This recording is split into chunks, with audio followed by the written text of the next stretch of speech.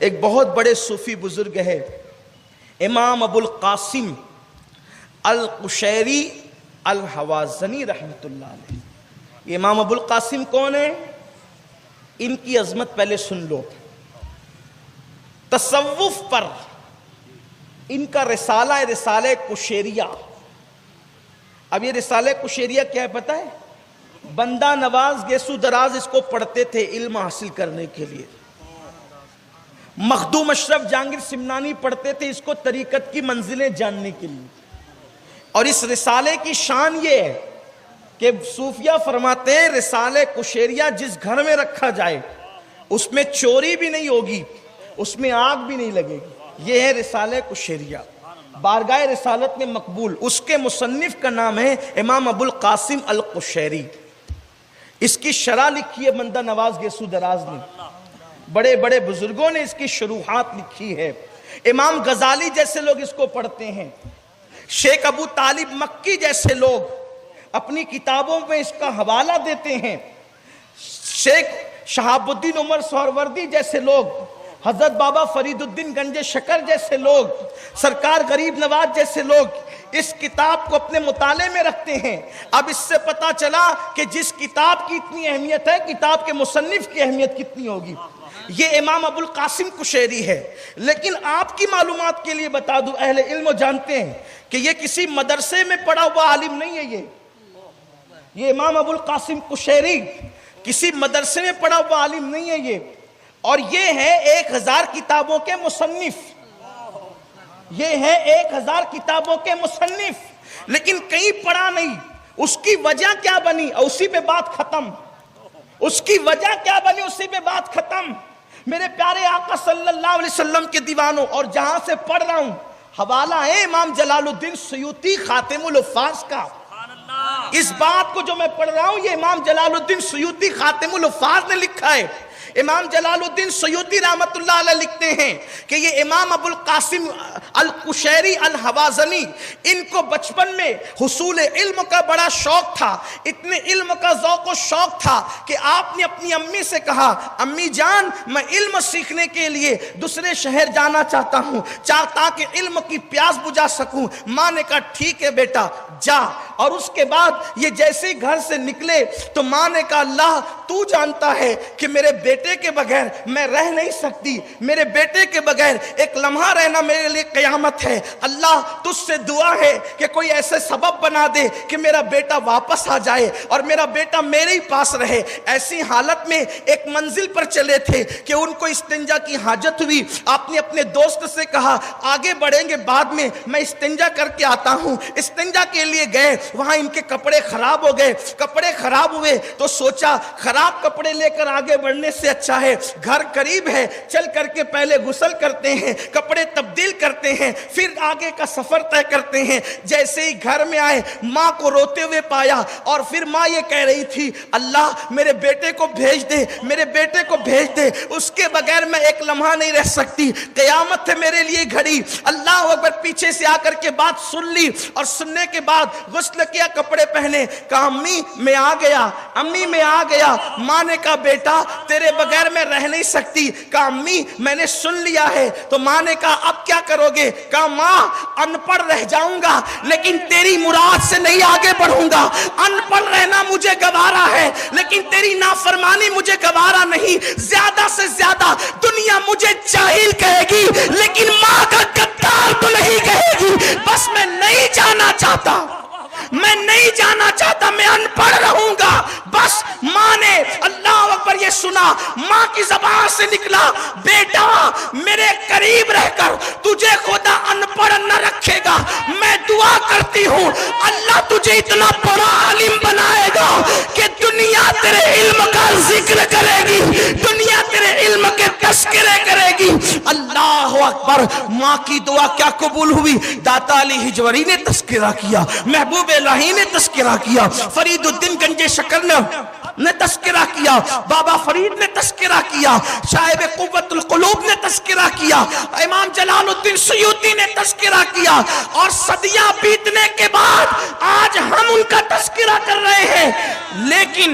لیکن ماں سے کہا نہ پڑھ رہنا ہے، تیری نافرمانی نہیں کرنا.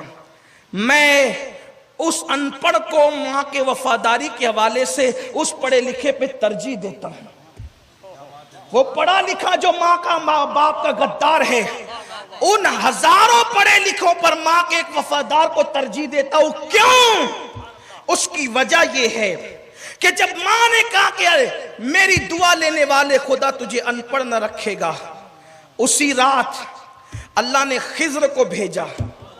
خضر جا، وہ علم کی خاک چھاننے، علم کے لیے شہروں کی خاک چھاننے والے کے پاس، اب تو جا کر اس کو پڑھا. امام جلال الدین سیوطی کہتے ہیں 3 سال تک خضر نے پڑھایا. حضرت خضر علیہ السلام نے 3 سال تک پڑھایا.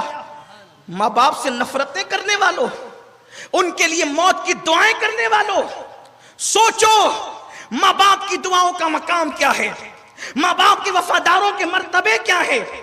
ارے بیگم کو لے کر کے بائک پر ذرا گھمانے نکلتے ہو، کبھی بوڑھی ماں کو بھی لے کر نکلو نا.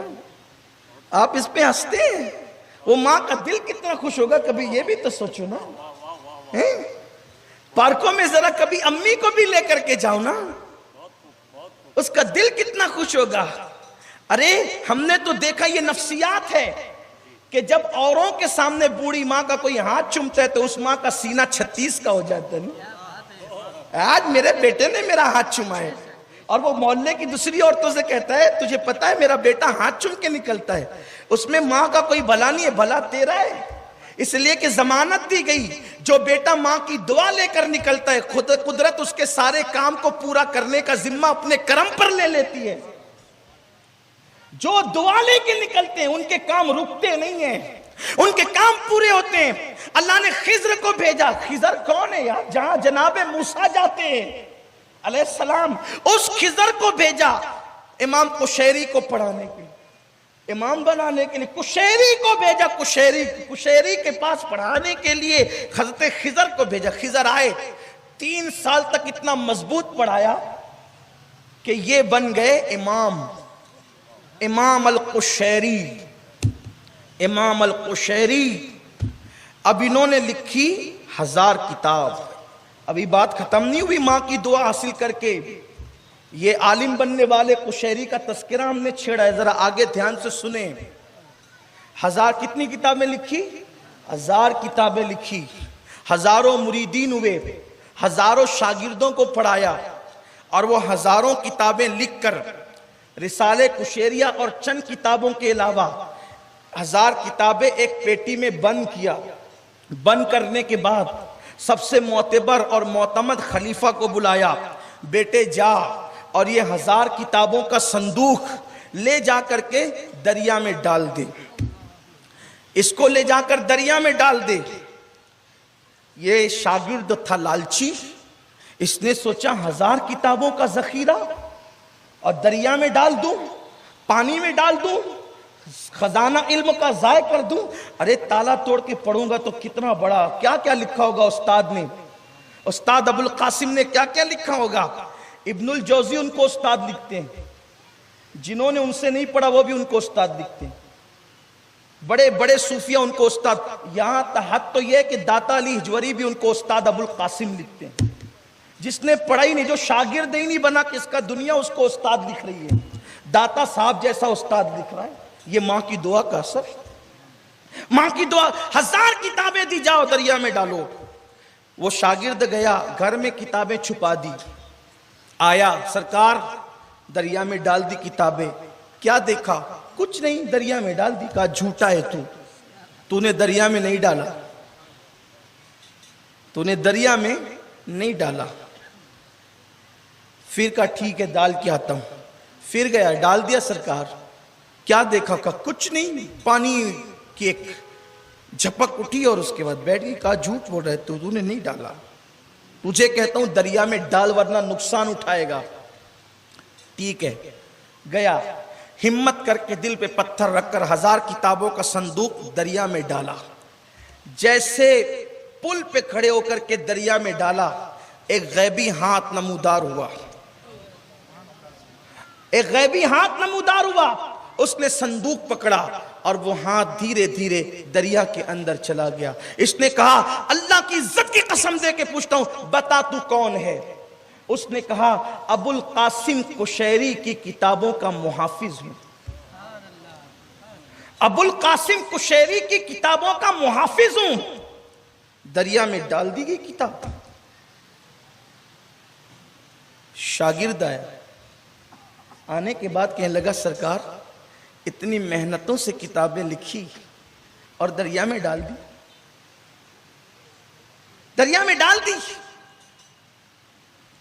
امام ابو القاسم قشیری کو اس نے کہا تو صحیح, آپ نے فرمایا ذرا اس سے پوچھتا نا جو محافظ تھا میری کتابوں کا, تو وہ کتابیں کب کام آئے گی, اس سے پوچھتا تو صحیح. شاگرد نے پوچھا اللہ کی عزت کی قسم بتا ابو القاسم قشیری کی کتابوں کے محافظ بتا یہ کتابیں اب دریا میں گئی تو کام کب آئے گی؟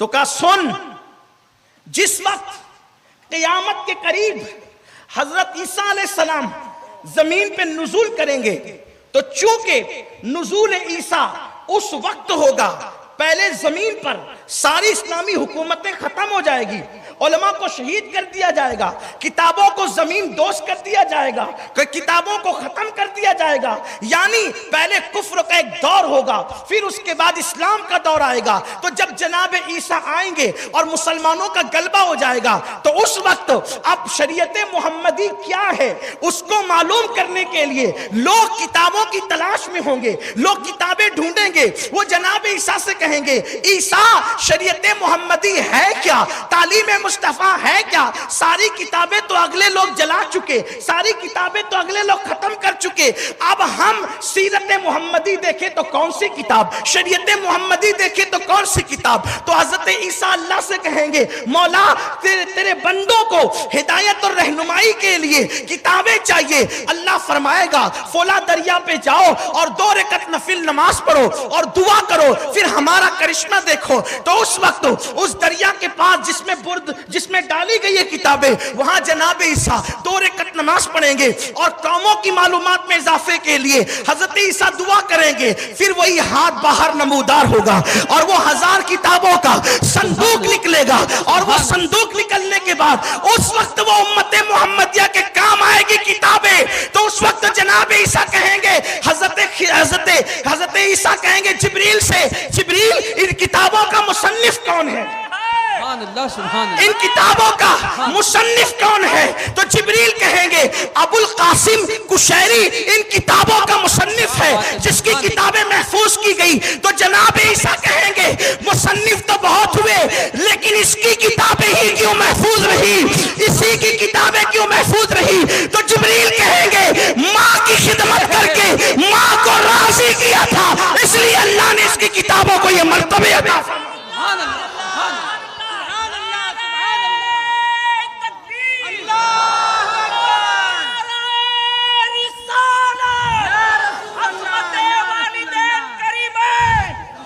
وقت مکمل ہو گیا ہے, ٹائم ختم ہو گیا.